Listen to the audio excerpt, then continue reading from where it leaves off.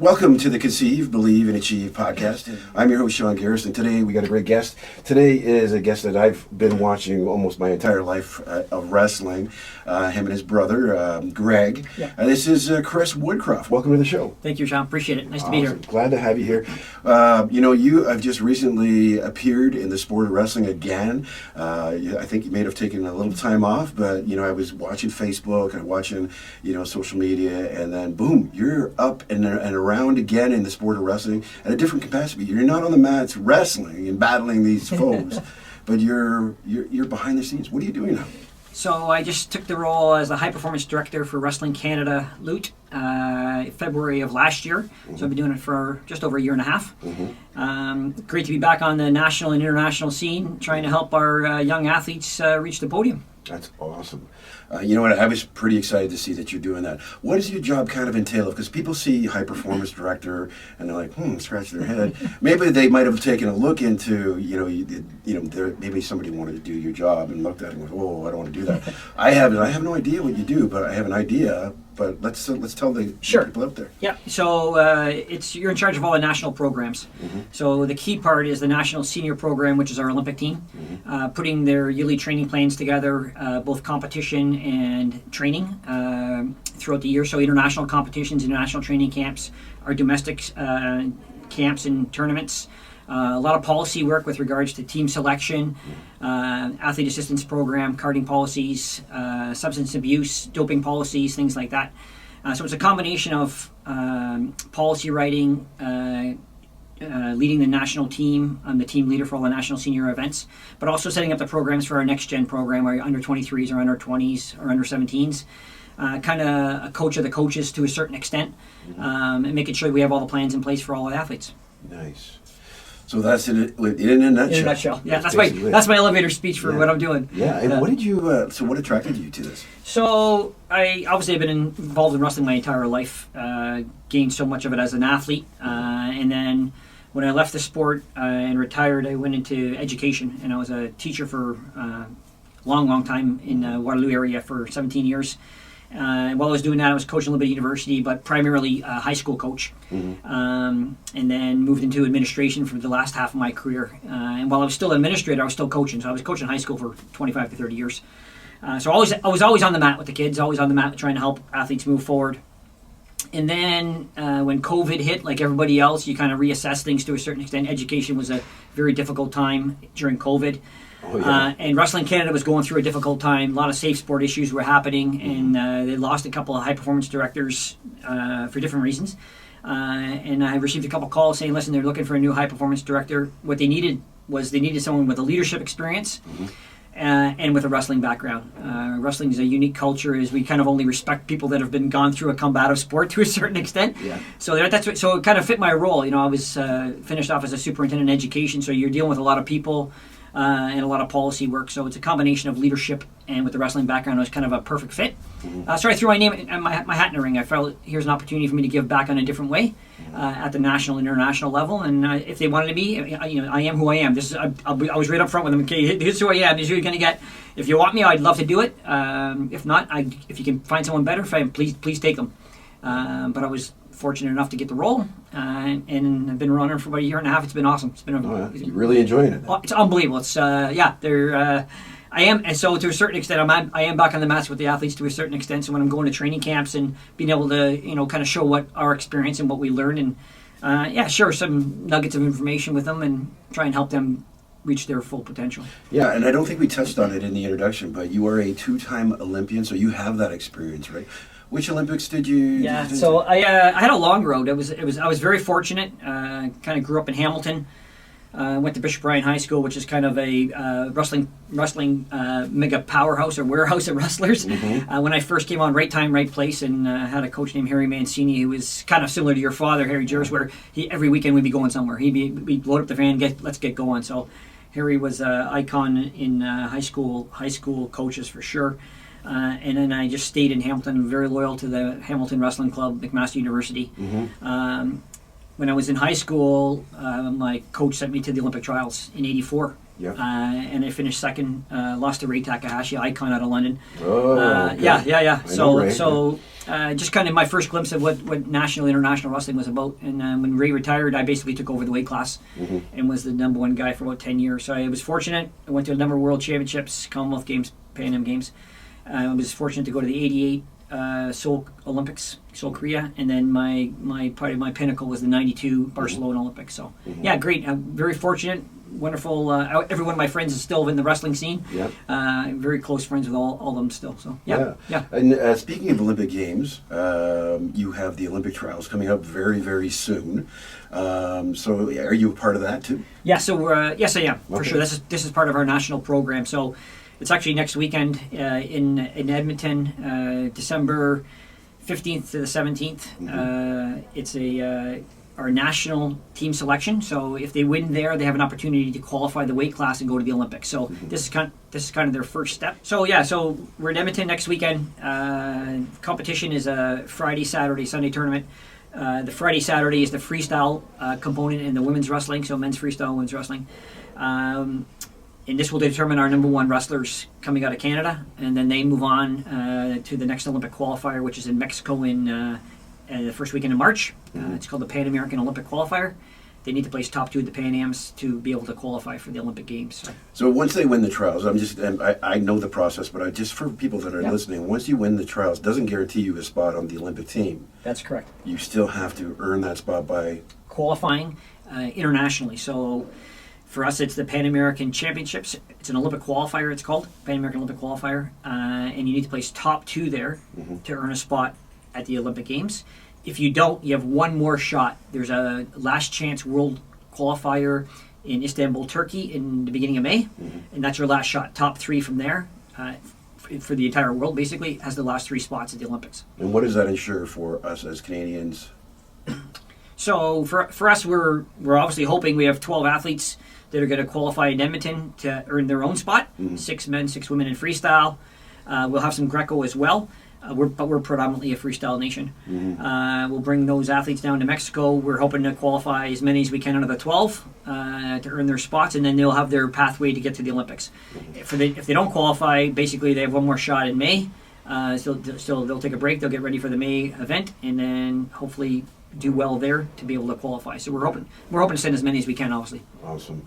You know, one of the biggest things with wrestling, and this is one of my father's beefs, and I remember hearing about it all the time when he was wrestling, or when we were wrestling, but he said funding for this sport. The sport is so small when it comes compared to the U.S. Yeah. Let's talk a little bit about that. What's happening with funding with you guys? Yeah, so well, Canada's unique. Canada's a unique nation in that we are trying to fund a full winter program and a full summer program. There's not too many other countries in the world that are trying to fund both those programs. We do really well in winter sports, right? Hockey, skiing, et cetera, but we're trying to fund summer sports as well. And we always have medalists in a wide variety of sports. You know, you look at wrestling, you look at judo, you look at gymnastics, you look at track and field. Like we do pretty well considering the size of our country and the money we put into it. But we're all fighting for the same pool of Sport Canada dollars. And those dollars are always kind of dwindling to a certain extent. So we are doing the best we can with what we have. We're putting all our eggs kind of into our Olympic basket for this year. And then once this year is over, we kind of relook at it and we'll put more money into our next gen athletes because we got 4 more years to get those athletes ready. The reality is other countries have a lot more private donorship than we have. We are always looking, we're always hoping for private donors to come in and support. When, I don't know about you, but when I was an athlete, we didn't have a lot of money growing up at Hamilton, and I wouldn't have been able to wrestle the way it's set up right now. It's very difficult. So we have a lot of athletes that do kind of crowdfunding pages to try and support themselves and things like that. If you want to be a good wrestler, it's a full-time job. It's not a part-time job. You can't be a part-time wrestler and be an international wrestler. So the reality is our national team are all kind of carded athletes, and that provides a great stipend, but it doesn't. It's still probably less than welfare, to be honest with you. So they're always struggling for dollars. They're always looking for extra money to be able to continue to do it. So it's difficult for sure. They put their heart and souls in it, and we're trying to support them as best we can. Yeah. You know what? I remember my dad talking about how just being, he'd have to take a job like somewhere in the food services or something like that. But then he'd also get in trouble for missing shifts because he had to train. Yep. So he ended up quitting his job. So he was unable to get his spot on the Olympic team. He couldn't he couldn't work even part time. So it's so important to have that support from your government, for some sort of donors. Yep. Are you seeing more donors come up through Canada Wrestling at all? I wouldn't be the one to be able to say that. I know we have a financial person that deals with it all. I know there's not enough. Put it that way. Like our under 17 program, our under 20 program, and our under 23 program are all basically self-funded opportunities for those athletes. Mm-hmm. We'll pay for a coaching staff and athletic therapists to go to the international tournaments. Mm-hmm. But the reality is, if an athlete wants to compete, they're going to be paying their own way, which is it's difficult. 100% is difficult. Yeah. So if you want to go to the World Championships, you have to go to the Pan Ams first to go to the World Championship. So you're paying to go to the Pan Ams. You're under 17 years old. It might cost you $5,000. It might cost you another $5,000 to go to the World. So we have some work to do. 100% we do. As I said, both you and I have gained so much from this sport. We know how well it is. In Ontario, there's a lot of good high school wrestling, and it's fairly inexpensive. Yep. But as soon as you start getting into the club program and the provincial program and the national program, there is dollars involved. Yep. It's not as much as playing ice hockey. Don't get me wrong. It's not. It's still one of the lower end sports. It is for sure. It doesn't cost you anything, right? You don't need any equipment. The mat's there at the school, and you go up and you show up, and you get a fantastic workout in, and you learn life lessons with regards to discipline and dedication and perseverance and respect. Mm-hmm. Probably the respect is probably the greatest in any other sport. It would be wrestling with regards to respecting your opponent. Mm-hmm. So there's so many valuable life lessons that you get out of that sport. We just need to figure out the dollar piece. Yeah, and I'm sure as we progress, we will. Crowdfunding has made it a little bit easier for these young guys coming up, guys and girls coming up. But here's the time. If you guys are listening to this podcast now, this is where we need donors. So if you're looking to donate to Canada Wrestling and you're an alumni, you've been on one of these teams before, you know how hard it is. So if you can loosen up your pocketbooks, maybe. 100%, and I think we have a lot of generous and selfless people out there. 100% we do. Canada has a unique culture in that most athletes give back to their alumni, right? They give back to the wrestling club they came out of, the university they came out of. Yep. It's not as much a culture to give back to the national team, and we need to shift that a little bit. They gain a lot in their clubs and in their university programs. 100% they do, and that's our grassroots program to get to the national team. But once you get to the national team, it costs money to continue that program, and we know that we need to have our athletes compete more internationally and train more internationally. That's the only way we're going to get better as a country, and it costs money. So, yeah. How do you guys utilize the U.S. at all, or do you at all when it comes to training we do. internationally? Because those guys are tough son of guns over there. 100%. They are such a collaborative nation. Excellent coaching. Terry Steiner's the women's coach, and Bill, the men's coach, have always been very, very open with regards to what training methods they're using. They invite us down for training camps and things like that.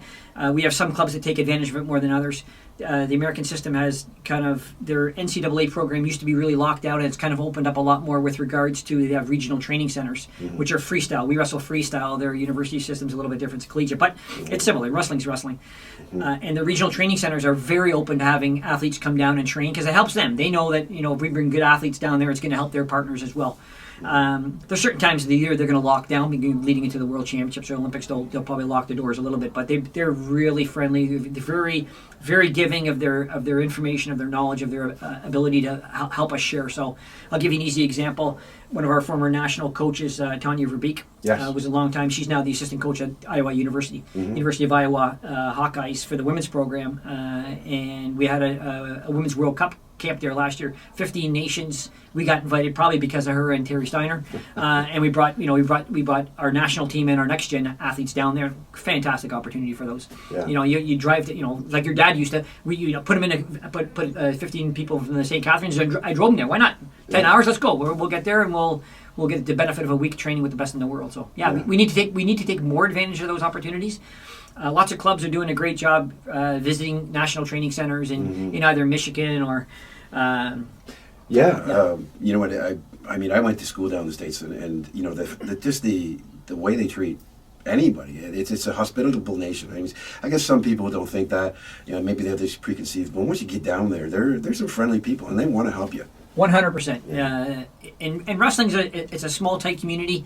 It doesn't matter if it's nationally or internationally. The best part of me rejoining the national program is when I'm going on the international events and you're seeing people that either used to coach you or used to be competitors, and everybody's great. It's we're all trying to help each other. We are. There's no qualms about that. And with the with the internet, with the YouTube video, there's no secrets. Like the reality is, when our best is wrestling their best, we know exactly what they're going to do. It's just a matter if we can stop them or we can score on them. So, yeah. Yeah. Well, the advent of the internet, it's kind of funny because I've been watching, those tutorials sometimes with different.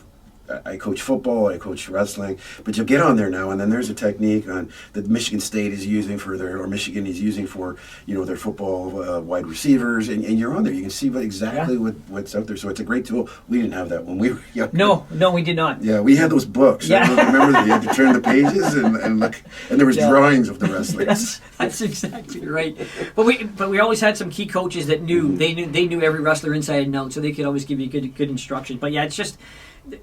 It's such an advantage for the wrestlers today. They know exactly what they're going to see going out there. But wrestling's one of those sports that I know you're going to do a double leg on me, but can I stop you? That's going to be the key, right? So exactly, because you're training nonstop to do that. Let's turn the page a little bit, or turn the tables. Not turn the tables, but turn the page. Let's talk about your career. Sure. How did you start off in wrestling? Because wrestling's kind of a really tough sport to get involved in. I had no choice, so I'm just wondering about yours. Did you? So have a choice? I did have a choice. Yeah. But I'm one of 6 boys, Wow. and I'm the 4th of 6 boys. So you kind of grew up kind of fighting to survive in your house. That's just how it was, believe it or not. And East End Hamilton's a pretty tough area. Yeah. But I was also like a typical Canadian boy that I played ice hockey growing up. Okay. But I was never a big kid. So going into grade 9, I got cut from a high-level hockey team, and that kind of closed that door on that sport. And I just right time, right place, entered Bishop Bryan High School, and the coach, Harry Mancini, just kind of grabbed me in the hallway and says, you need to try this. And he was probably the best motivator coach I've ever met in my entire life, 100%. He's one of those guys that you'd run through the wall for him. That's just who he was. Mm-hmm. And he put his passion into his athletes. And we had a really good group of athletes going through at that time. So he recruited the best athletes in the school. Like he would go out and challenge the football players. Come on out, give this a try. See how tough you think you are.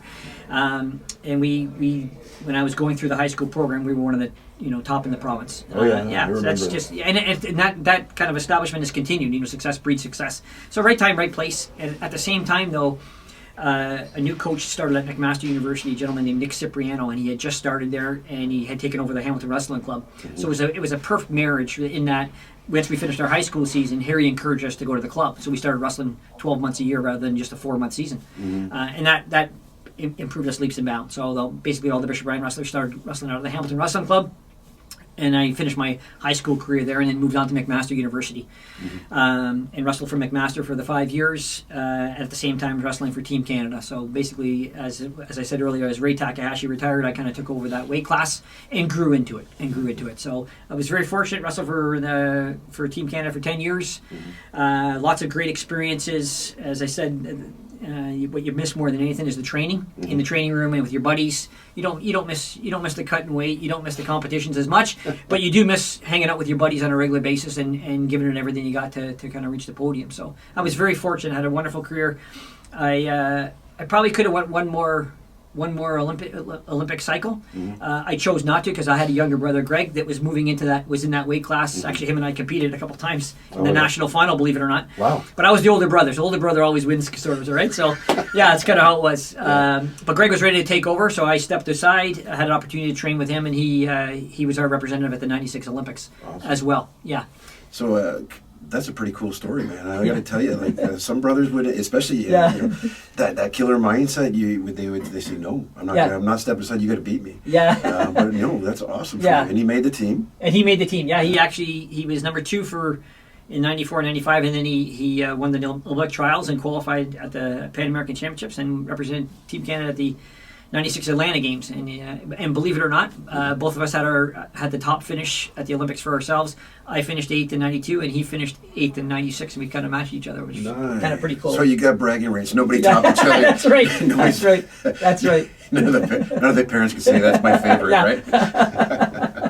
Yeah, that's right. Awesome, man. Yeah. Great story. Like that's pretty cool. Yeah. I like especially again. I traveled the world with my dad, but I also had my brothers wrestling too. So I know how important it is to have, one somebody to look up to. I mean, I guess you didn't, but Greg did.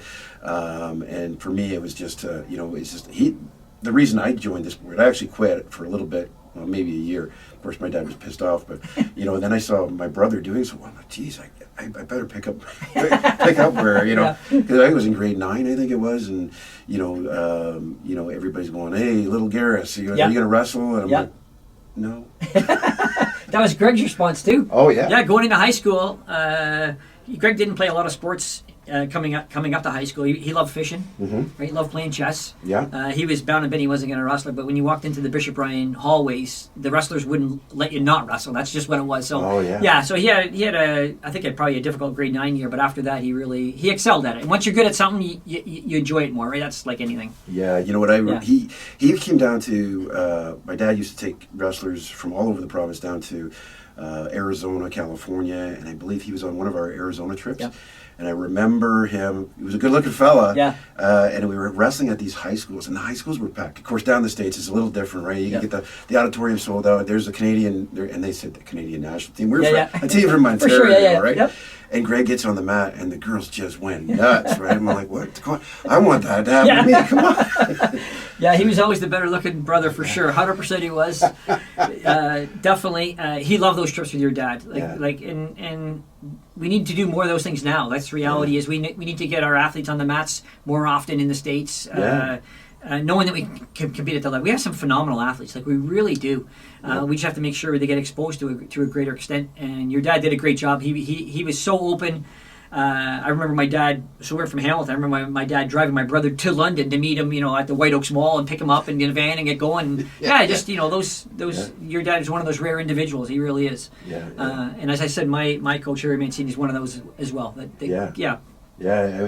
need more and more people like that because I think, especially with COVID, it's killed some people's desires to do a little bit more, right? We kind of just sit back, and with COVID, we're like, I don't have to do so much. I don't have to go to work. I don't have to go to work one day a week. Come on, right? Yeah, you can't wrestle from home. That just doesn't work that way, right? So we're fortunate that we have a lot of young coaches that are stepping up right now, and some of them are kind of trying to make a living out of it as well through private clubs, kind of what the jiu-jitsu does and judo does and karate does, which is great. They have such a wealth of experience to share, and the reality is everybody needs to earn a living. So I don't begrudge them at all. I think they're doing a fantastic job, and those people are putting their life on hold to try and help athletes move forward.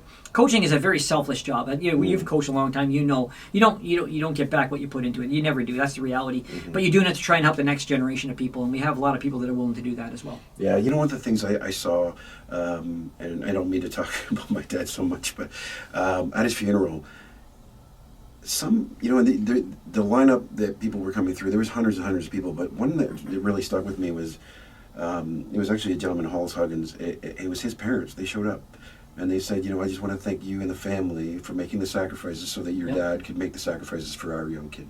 And, you said it's a thankless job. Yeah. Right there, again, it would have been nice for him to see that. But, hey, man, that's the effect that coaches have on kids. Yeah. And and sometimes that's enough, and I think that's where a lot of coaches do. That's why we do it, 100%. Yeah, 100%. You see the benefit. It's like I taught for a long time. Mm-hmm. Teaching is kind of very similar to coaching, and it's a pretty selfless job. You're not going to get rich teaching. That's the reality. But you are going to have an impact on the next generation of people. 100%. And we all, I'm sure we all had at least one teacher that made a difference in our lives. Yeah. Very similar to coaching for sure. Mm-hmm. Yep. Well, let me ask you about some of the coaches you had. Of course, you're talking about Harry Mancini. What are the qualities in him that you've taken from him that you've kind of transferred into your own coaching lifestyle? Sure. I have definitely taken a little bit of everybody that I've had an interaction with. So once you're on the national team, you have a lot of different coaches that come and interact with you. Mm-hmm. And every coach has a unique personality, but also a gift as well. Mm-hmm. So Harry was a motivator. 100% he was a motivator. He built a really strong family dynamic. within our team, it was always us against the world. It was that idea that, you know what, don't worry about the officials. They're against you. You better go out there and knowing that you got to beat the opponent and beat the official. And I really do take that as a country, and that because we're a small country internationally, you're not going to get any breaks. So the reality is, you're going out there and you better beat the wrestler and you better beat the official. That's just that's the mindset you have to have. So the idea that we all have each other's back. It's a family. It's tight. That's a big part what Harry did. As I said, you'd run for the wall for the guy. When he would walk in the room 10 years later, your intensity would go from here to here immediately. Just who he was. So that was a big part of it. He also had no problem reaching out and bringing other people in. So we were in high school, and he'd bring in Gene Mills, world champion Gene Mills from the United States, come and do clinics for us. Or he'd get us to clinics that the Ontario Wrestling Association would run, and we'd go there. So he reached out for sure. I was fortunate to have Nick Cipriano for the majority of my career, probably for 10 years. And he was a very strong technical coach. So he had a very strong technical base, but also he was a physiologist, so he had a scientific background with regards to training and what you need to do to get better. And once again, another gentleman that would, he thought he could get you to a certain level, and then he needed to bring other people in. So while I was there, he brought in a coach named Carlo Casap, who was a world bronze medalist in Greco. We had him for 2 years. He brought in Anatoly Beloglazov, world and Olympic champion, to coach us for 5 years. So for those people to kind of put their egos aside and bring in other coaches to make the difference. So I know that it's not just me. I need to bring in other people from other areas. I need to listen to people. It's still, but it's still a sport in that people want to have some fun as well. So Johnny Park. Johnny Park does the huge advocate for the Beat the Streets program out of the Toronto area. But when I was an athlete, he was the coach at York University and Twist and Shout Wrestling Club. And I had him on a number of trips. Very strong tactical coach. He's one that probably brought in the tactics of a match more than anyone else that I had with regards to a game plan. What's your game plan going into it? Not just you're going to go hope and win, but what's your plan to do that? So he brought in. He was a very strong tactical coach, and I saw the benefit of that. But he also saw the fun side of the sport. So once the event was over, made sure that his athletes were having some fun and enjoyed the experience, and it wasn't just all about work. So we worked hard, but we also played hard. So that was a big part of it as well. I'll give you two other coaches. We have so many good coaches in Canada, but the ones that I had as well. Mike Jones out of Simon Fraser University, who is American background, but his attitude that when you step on that mat, you're going to win. There's no questions. Like, it's not, I'm gonna go try my best. Wrestling doesn't work that way. You're going out there and you're doing everything possible to win that match. That was his attitude. And Victor Zilberman, the Montreal coach, came out of a Soviet system, and very disciplined. You're working hard every single session. And we're talking, 12 to 14 sessions a week, and you're working hard in every single one, and more of a scientific discipline approach as well. But every room has a bit of a different culture, but they've all had world champions come out of the room. So you try and take a bit of everybody. We were talking earlier before we started, and I truly believe that we're not a big enough nation not to collaborate. We got fantastic coaches across we got Marty Collett out of St. Catharines, you got Paul Ragus out of Calgary, you got Justin Abdu and Dave McKay out of British Columbia, Raj Verdi. You got David Zilberman, the younger Zilberman, Montreal. I could continue. But I'm saying every culture room is different, but we have to collaborate. We got to get our athletes wrestling together more often to be able to get better. We have a lot of coaches that are doing the right thing to get better. Stan Soga's out of Team Impact. He's been doing it for 25, 30 years. And every time I go on a professional development opportunity, he's on the call because he's trying to get better. That's just an example. But we have coaches like everyone's trying to get better. What they do to try and give every advantage to their athlete to be the best they have. And that's part of the why I started the Conceive, Believe, and Achieve podcast is for coaches, because I wanted them to see different styles of coaching, different people from different backgrounds.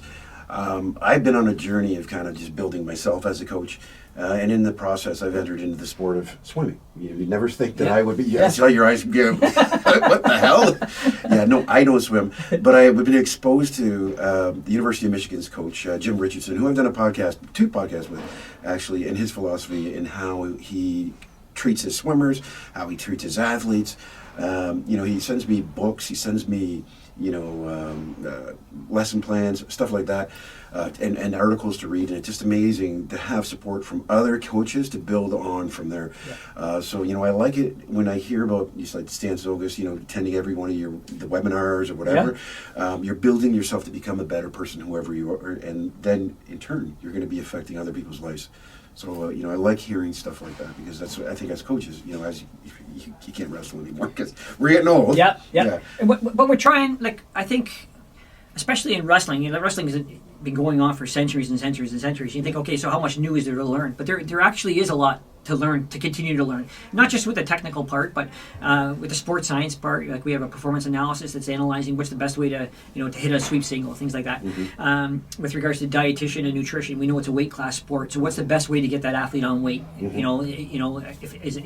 the maximum way they should be cut? And there's this thing called water loading now that a lot of the MMA athletes are doing, and we have some female athletes that are doing water loading to make sure they're making weight. So there's just different areas that we need to make sure we're targeting to give our athletes the best chance possible. We know the difference between a gold medal and a silver medal comes down to a very, very tiny bit, and we want to make sure that we've done everything possible to give them that opportunity for sure. I like that. That's another thing that I've been looking into as well.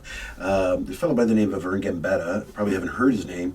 Vern came on the podcast. Vern he was the strength and conditioning coach for the Chicago White Sox, the Chicago Bulls, San Francisco 49ers, the Kansas City Chiefs, all there. And I found out him through Jim Richardson. Jim Richardson was actually looking for a better dry land program for the University of Michigan at the time. And I guess he contacted the best of the best, and he wasn't sure that the phone call was going to even go anywhere. But it did. And he started working with his swimmers, and Jim ended up winning 14 Big Ten titles while he was there with Jim going on. But Vern Gambetta takes a different style of approach, similar to what you're talking about. It's all science-based as well. And, I've been watching him through the sport of swimming with Summer McIntosh. I don't know if you know that name. I do. Okay, so I think every Canadian does. Yeah, so Summer's been working with him extensively. And when Jim had said to me, he goes, Sean, he goes, you got to watch Summer. I was talking to my friend Vern. He goes, in the next big meet she has, she's going to blow people away. And sure enough, I forgot about it for a bit, and then I'm watching the trials over at the Pan Am Center. Yep. And she was miles ahead of the Canadian competition. It was just amazing to see that. But part of it, the reason why, is Vern Gambetta.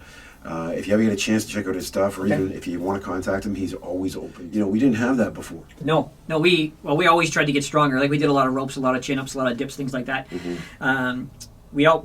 Wrestling is what our coach used to say, that, technically and tactically, if you're all equal, it's the strongest guy's going to win the match. So you better get as strong as you possibly can.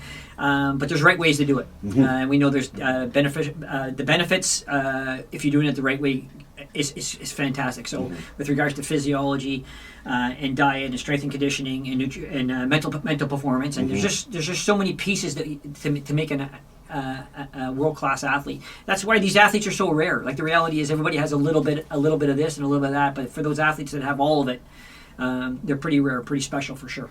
Yeah. I mean, talent can only go so far, though. Right, talent. It's the effort and attitude that goes in with it as well. You could be a talented kid, but if you don't have the right coaches, if you don't have you're not exposed to the right YouTube videos. You're not going to go too much further. And I go back to swimming. I saw that with a club that I was kind of doing a case study on, where the coach was, let's say, subpar. But he had talented athletes, and the talented athletes were doing well, but now they've got to this point where they can't get any further. So it's so important as either a club, a nation, to evolve and get that extra support for our athletes, because we can't just run on talent alone. No, and we're not big enough to run on talent alone. That's the reality. And you've wrestled a long time, So we see a lot of talented wrestlers coming through high school that don't move on past that. So it is that rare athlete that has all of it, and the attitude is a huge part. Like you have to be willing. You got to be willing to put the time in, right? That's the reality. It's kind of like cross country running. It all kind of goes out in the wash. Like basically, if you don't put the time in on the mats, you're not gonna advance. So you have to be very disciplined and very dedicated to your sport. Definitely talent is part of it with regards to being able to obviously perform on the mat, but the reality is you need to put the time in. Yeah. I can't make a world champion in 4 years. Doesn't work that way. It takes a long time to develop a wrestler in a combat sport. Yeah, one of the things that Dwayne Johnson says all the time is like, you got to put the work in. Yeah. If you don't put the work Yeah. in, what do you think? Yeah. I think there's an expectation with some people. Well, I'm not saying all people, but there's some people that there's this, I'm going to get better through osmosis. Yeah. Yeah, there's no magic pills in the sport of wrestling, that's for No. sure. Yeah, it's funny because I when I send my emails to the athletes, I have a tagline that I finish off with, and I stole it from Daniel Agali, who is one of our Olympic champions, one of our rare Olympic champions out of Canada for wrestling, and it basically just says keep sweating, because the reality is you need to keep putting the time in, you need to keep working. That's the reality. That's the only way you're going to get better. So Yeah, iron sharpens iron as well. yeah. That's why when we talk about collaborating and we want athletes to train together. Like I want, we have some athletes that are, oh no, I can't wrestle with that person. He's my competitor. Well, the reality is we put them in the same room for a week. We're going to help each other get better. Iron sharpens our iron, right? That is the reality. We're all going to get better. Yeah, a week before the Olympic trials, yeah, we're not going to wrestle with that person. For sure, you're not. You need to get ready for your event. But during the training camp sessions and things like that, we need to push each other. For sure, we do. Yep. Yeah, that's awesome. We're talking about iron sharpens iron. What is it? So, you got an athlete in a room, and you've got that happening, and they're getting beat up all the time. How do you deal with that? Because sometimes they can just go the other way. They can say, I'm going to take this. Yeah. As a coach. And I think it's sharing your own experiences that it's not a linear line. It's not a linear trajectory to get to the podium. The reality is there's lots of hurdles and lots of turns along the way, and there's dips in our training. Like it's not a smooth curve. It's not. So, but it also prepares you for life, because as we know, as you get older, you go through life, and there's hurdles and pitfalls along the way that as my one uncle used to say, the storm's coming. So you better get ready for it, because the storm's going to come for all of us. That's the reality. So to be able to help those athletes mitigate those very difficult circumstances, when they can do it on the mat or they can do it in a training session, they're going to help them do it in life as well. So I just think sharing the experiences that that you've gone through with regards to, it was never an easy road. Like nobody, probably with the exception of John Smith, the States, who won like 8 straight world and Olympic titles. There's not too many athletes that are like that. There's not, and he lost a couple fights along the way. Yeah. And it makes you reassess what you're doing. But the reality is, we learn more from our failures than you do from the championships anyway. So those difficult times, if you can get the athlete to reflect on what happened, kind of review, your plan leading into that event. So what went wrong? Why did it happen that way? What did you miss? What can you learn from it? So we do a lot of that. We do a lot of iterative process with regards to it's like any other job. You got a task team that's going to go take down a gang. Right? You got a plan, you put it in, and it didn't quite work out. So why didn't it work out? Yeah. And you reflect on that, and you say, okay, so we need to make some changes moving forward. Wrestling's the exact same way, right? Yeah. How was your weight cut? How was your social events prior to the event? Did you get enough sleep? Who are you hanging with to get ready for it? So there's so many pieces. David Zillman's got a great line on Montreal. Wrestling, you can't really control a lot once you're on the mat, but you can control a lot outside the mat. Yeah. You can control who you hang out with at night. You control what time you sleep. You control what you eat. You control how hard you're training. So there's a lot of things that you can control ahead of it, even though you can't control the outcome of that match. Yeah, the controllables versus the uncontrollables. Yeah. You really got to, and that's what athletes should be focusing on, what they can control, because then the outcomes will follow. Maybe, Yes, that process idea, right? Yeah. We're trying to develop that process. We're not worried about the outcome. The outcome's going to take care of itself. It will. Yeah. If you're doing the right things to get to that spot, and you're willing to give it everything you got. I talk to athletes about not making, and I've said we were at the Pan Am Games about 3 weeks ago down in Chile, and we had 6 athletes. We won 5 medals. They did a fantastic job. And when we left there, I said, okay, now we're all going to the national trials in Edmonton in a week. I said, don't make it an if tournament. Give it everything you got. You don't want to walk away that thinking, if I would have did this, I would have did this, I would have did this. No, you've done all the work ahead of time. Just go show us what you can do now. Yeah. Got to put the work in. You got to put the work in. You do. Yeah. But in it's similar to life. The reality is, we're going out to Edmonton. There's 12 spots. Well, I have about 120 athletes going out for those 12 spots. So there's only 12 athletes walking away that are going to feel really good walking out of that tournament. But as long as the athlete that gets second or third has given it everything they possibly can, they can still walk out with their head high, knowing they did everything they can. And it's like life, you know. Like you go for a job interview, that doesn't mean you're going to get it. You prepare as much as you possibly can to get that job. You've done all the background research. You've figured out who you're talking to. You've done everything. But there's other good candidates out there as well. So you know, if you don't get it, then you go reflect on, okay, what could I have done differently, and then you do it for the next one. So wrestling is the exact same way. Yeah, wrestling basically prepares you for life. It does. You know, the old adage, you know, for those that have wrestled, everything else is easy. That's the reality. You know, there's not much where you haven't blood, sweat, and tears through it. So, you know, you got to go do a podcast. Well, that's okay. We can sit and talk, and so it's easy to get nervous, but you've done your preparation ahead of time. You feel good about what you're going to do. You go do a guest speaker or public speaking. Well, there's no one hitting you. There's no one. You don't got to cut any weight. Just go up there, talk. You know, you've researched it. You know your information inside out. Yeah, I think I would agree that once you've wrestled, there's nothing else kind of compares to it. Yeah, man, you're putting yourself through mental anguish as you step into the room because you know sometimes, okay, this guy beat me up yesterday. I got to go back and face him again today. I'm going to try a little bit harder. Yeah. So it makes you actually, you know, you get that mindset, that wrestler mindset where, and it's that grit that they just chase after things. Yeah, and the part that I probably love about it more than anything is the humbling aspect of the sport. There's not, and you, Sean, you know that you've met a lot of wrestlers. There's not too many people that are not humble in this sport because the reality is, even in your own wrestling room, as soon as you step out of your weight class, you're going to get thumped. Yeah, I was a fantastic 52 kilo wrestler, but the guy at 57, Lawrence Holmes was the national champion at 57. Yeah. So as soon as I stepped out, okay, he's going to take it to me. And as soon as you one weight class above that, you got the number 3 guy, Eddie DiPolino, at 62 kilograms. So like the reality is, even in your own wrestling room, it's kind of hard to be very confident or cocky to a certain extent.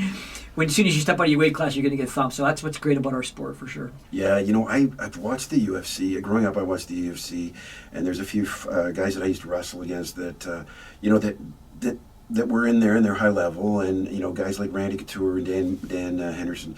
I would watch them because they were humble.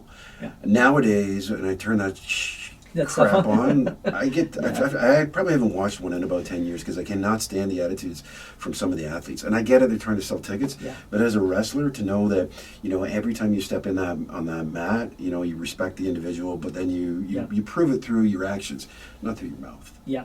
100%, and that's what's still great about international wrestling.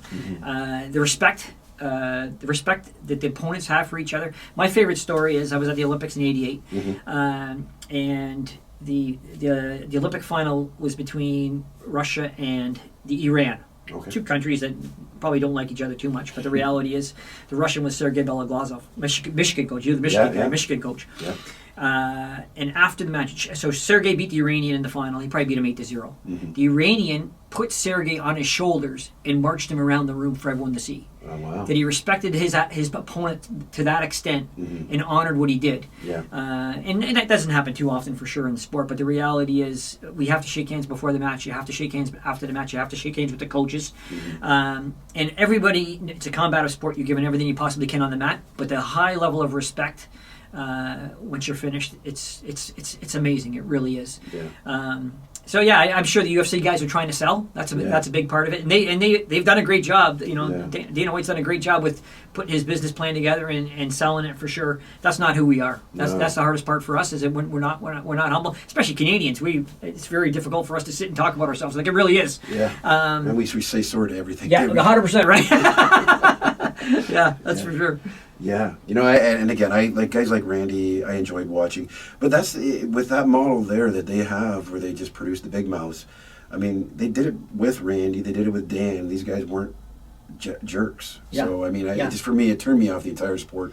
I think because my wrestling base, because of that respect for, you know, the opponents or for the sport in itself, it seems like it's just. Yeah, but I'll give you a challenge to that one. So, and once again, he was Canadian. So George St. Pierre, yes, UFC, phenomenal at UFC, very humble individual. Yes, he still goes out to the Montreal Wrestling Club and trains with the Montreal Wrestling Club wrestlers. Yeah. He likes to stay in shape, obviously, and has given back a lot to that club because that's where he got a lot of his wrestling base out of.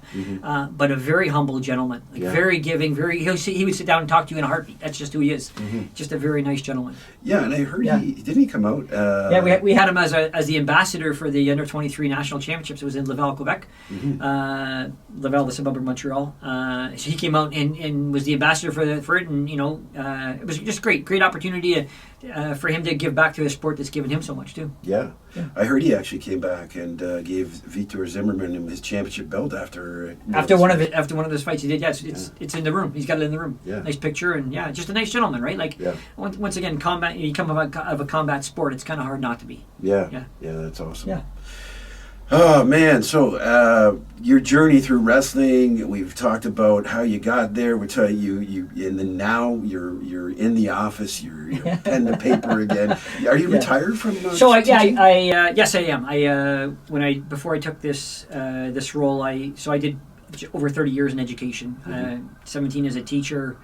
I think 14 as a principal, and then the last couple of years as a superintendent. And then when this role came up, it was one of those opportunities that I couldn't pass up. So I had an opportunity to retire from education and then move into this wrestling role. So it's a full-time job. I try to be in the training centers as much as I can. Try to be in the training centers as much as I can, because it's kind of like being a principal. Yeah. How do you know what's happening in the classroom if you're not in the classroom? Yeah. How do you know what's happening on the playing field if you're not out there watching the kids playing? So wrestling's the same way. I need to be in the training center. After this, I'm heading down to St. Catharines. So I try to get to the training centers as much as possible. I do have to go to a couple days to Ottawa a month for meetings and things like that. That's part of the game. The rest of the time I'm doing policy work and development and reaching out to international opportunities kind of from home as well. So it's worked out well that I do a little bit of work from home. I'm in the training centers quite a bit, and I'm in Ottawa a little bit. And I'm giving back. That's the reality. And as soon as I'm not enjoying it, once you're retired, you want to make sure you're doing something that you really enjoy. So once I'm not enjoying it, I'll pass it on to the next generation. If I don't think I'm having an impact on people, if I don't think I'm making a difference, then that's not what I'm here for. I'm here to make a difference. I gave myself, I always have a kind of a 5-year plan. This time it was kind of a 6-year plan. I came in 22. I have 2 years to get to the 24 Olympics. You can't do a lot in 2 years, but I think I can make a difference by the time 28 comes around with regards to making sure that we have the right culture in our sport, the respect level, the psychological safety in all our wrestling rooms, the athlete wellness, but above all, we're trying to put kids on the podium. So it's that kind of a holistic athlete development. I'm personally not really worried about the medals. Like I'm not. I think they'll take care of themselves if we do it the right way. And we're trying to make sure that we're treating our athletes holistically, making sure they develop as good people, good citizens, are willing to give back, are going to become phenomenal leaders, community leaders. The medals take care of themselves. They really do. Yeah. But we have to make sure we've created that culture of collaboration and respect and gratitude. We're so thankful to be in a sport that gives us so much, and the opportunity for us to give back. How would you not want to do that? Yeah. Exactly. That's awesome. Yeah. Well, Chris, man, thank you so much for coming on the show. I know it was hard to get you in here because you are so busy. I mean, we're talking about scheduling, going back and forth. But I'm so thankful that you stuck with it and wanted to come into the studio. I like it better when we're in the studio. Sometimes we'll do it on WebEx or whatever because of the distance. But thank you for coming down and telling us about your new role, and telling about, of course, who you were as a wrestler and what you did, because I think that's an important thing, too, is I think we need more stories like yours coming out, stepping up for your brother. I mean, I love that in itself. Yeah. It speaks volumes about your character. Thanks, Sean. I appreciate that. I hope your listeners kind of tune in next week. It's out of Edmonton. It's on that Flow Wrestling channel. Okay. And then coming out of March in Mexico, you're going to see some of our. We have phenomenal athletes. Like honestly, we do. We have some on the women's side, some very deep weight classes. The one weight class has 3 world bronze medalists in it. Like we have some deep weight classes. We're going to put some phenomenal athletes onto the national team that are going to be bidding for international Olympic spots, and then we have a few that are going to be shooting for medals for sure. So it's going to be an exciting year. Yeah, I'm looking forward to seeing it. I really am. This is I looked at the Canadian website, Canadian Lutte. Canada Wrestling Lutte. Canada Wrestling. It's changed since I was there, right? So, but I'm looking at the website. I was looking at the team the other day, and I'm like, okay, man, there's some tough kids on there. So I got to say kids because I call them kids too, and I feel bad because they're all grown people. Like they're grown women and grown men, but because they're still my daughter's age, I go, these are still kids to me too. So I treat them that way. Is your daughter wrestling at all? Or? No, I have 2 daughters. Without getting into too much, they took the field hockey route. They were on the national field hockey team. One girl was on for 10 years. One girl was on for 5 years. They had wonderful experiences. They've both retired from the sport. One's a teacher, and one's going into optometry. So they're great kids and Great mentors at home too. great mentors at home. Yeah, for That's sure. awesome. Awesome. Well, thank you, Sean. Chris, so Thanks. much I for really coming. appreciate it. And and as you know, your dad was a wonderful man and who helped a lot of people, and we really appreciate it. So thank you. Thank you. Yeah. Thanks.